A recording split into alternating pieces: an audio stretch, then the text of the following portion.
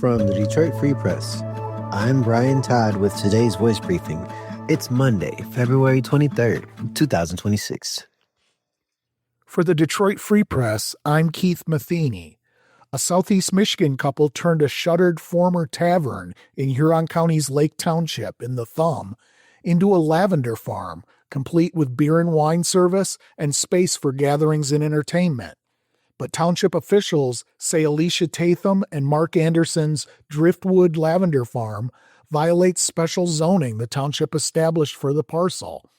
The couple say constant and ever-changing restrictions are being imposed on them, that they are being prohibited from serving and selling beer and wine, despite having two different kinds of Michigan liquor license for the establishment, that they can't hold events such as wedding receptions or birthday parties.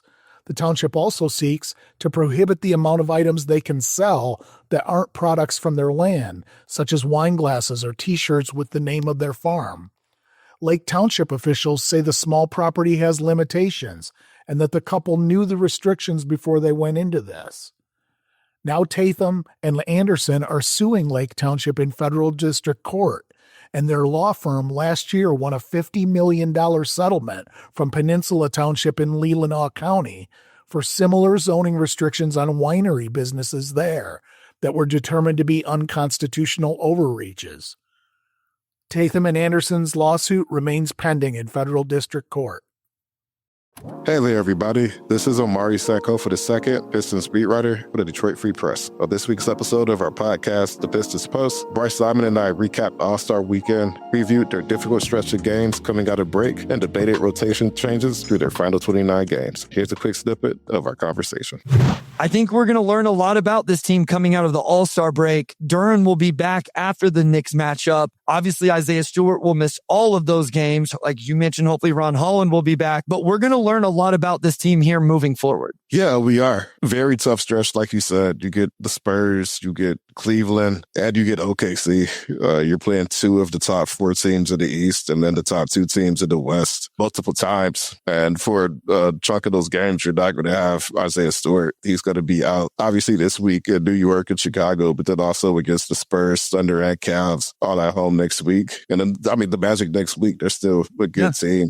Thankfully, you do get him back in time for when you play the Cavs and Spurs second time the following week. I want to rattle off real quick again, O2. At New York, at home versus Spurs, home versus the Thunder, home versus the Cavs, at Orlando, at Cleveland, at San Antonio. That is a gauntlet right there that Detroit's going to have to go through, and will be really interesting to see how they come out of that. And it really kicks off a tough stretch. Really, the rest of the season is going to be tough up until you get to maybe those last couple of weeks in April.